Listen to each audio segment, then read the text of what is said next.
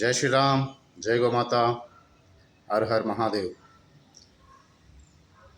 గోభక్తులందరికీ శుభోదయం.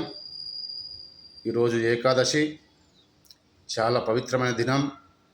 మన ధార్మిక కార్యక్రమాలు ముందుకు సాగాలంటే అందులో ప్రధానమైనది గోమాత.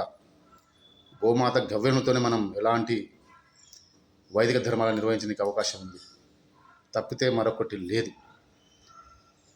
ఈరోజు యావత్ దేశవ్యాప్తంగా అన్ని మండలాల్లో తహసీల్దార్ గారికి గోమాతను జాతీయ ప్రాణిగా గుర్తించాలని, గోహత్య నిరోధక చట్టం దేశవ్యాప్తంగా కఠినంగా అమలు చేయాలని, గో గవ్యములపై ఒక రీసెర్చ్ సెంటర్, ఒక మంత్రిత్వ శాఖను ఏర్పాటు చేయాలని ఇచ్చే వినతి పత్రం ఇచ్చే కార్యక్రమంలో మీరందరూ భాగస్వాములమై ఆ యొక్క గోమాత అనుగ్రహానికి పాత్రలు కాగలరని మీ అందరికీ గోమాత పాదపద్మములకు నమస్కరిస్తూ తెలియపరుస్తున్నాను. జై గోమాత, జై జై గోమాత, హర్ హర్ మహాదేవ్.